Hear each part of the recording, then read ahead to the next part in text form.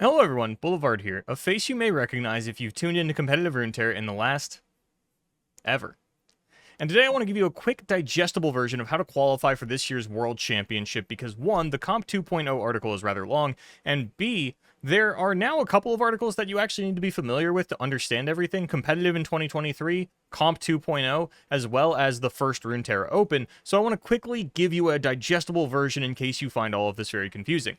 So first off, there are 3 seasons this year, each one lasting roughly 3 months. Each season will have a Runeterra Open in the first month, and a World Championship qualifier in the second month, then another Runeterra Open in the third month. Structurally, there's no difference between the Runeterra Opens and the WCQ event. One is just arbitrarily more important because the winner of the WCQ event secures a direct invite into the World Championship. That's one mode of qualification.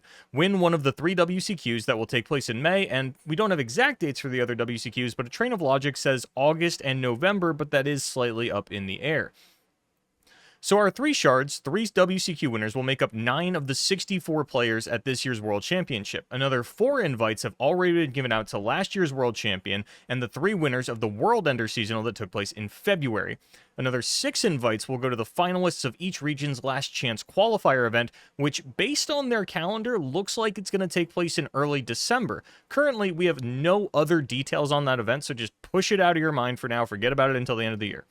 The remaining 45 invites will be split amongst each region and awarded through Runeterra points, so it's time to explain those.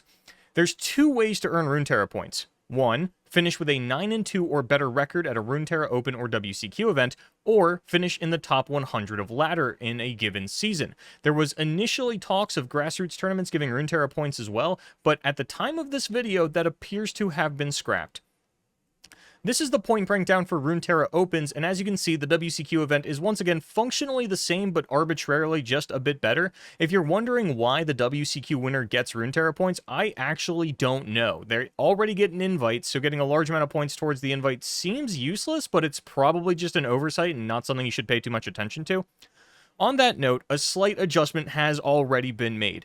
Basically, more people played in the first Runeterra Open than the LoR team expected, and as a result, records that they thought would guarantee you a top 64 finish did not. And so everyone from the first Open who went 9-1 has been awarded 2 Runeterra points, and everyone who went 9-2 has received 1 point. Additionally, due to an earlier than anticipated cutoff window internally, 1 Runeterra point was also given to anyone who finished 8-0, 8-1, or 8-2, as they may not have had the chance to play their final match and try to top 64.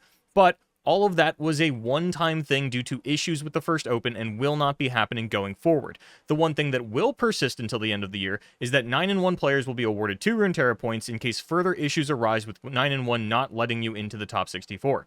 Speaking of one-time things, an additional Runeterra Open has been added to Season 1, set to take place on June 17th in the Eternal format, which is just 1 week after the first ever Eternal format Runeterra Open on June 10th.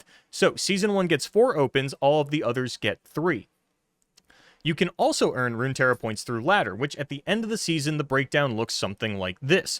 So, now that you know how to get them, this is when they will be cashed in. At the end of each 3-month season, the top 3 Runeterra point earners for that season will be awarded invites. This amounts to 9 global invites per season, or 27 total. The remaining 18 invites were originally not going to be tied to any specific shard, and were instead going to be awarded to the 18 global Runeterra point earners for the year, but this has been amended slightly to be 6 players from each region rather than 18 tied to no regions. This totals out to our 64 invites.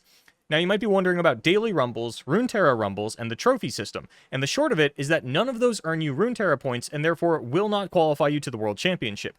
That said, they are good practice for Runeterra Opens and WCQs, and you can earn a Prime Glory token at 150 and 300 trophies, each one of those representing a buy at each Runeterra Open and WCQ within that season. But again, outside of that, all of the trophies and titles in the world do not get you any closer to the World Championship. Anyway, I hope that helps, and I will make an updated version of this when we have more info on the Last Chance qualifier event. Until then, good luck in your tournaments.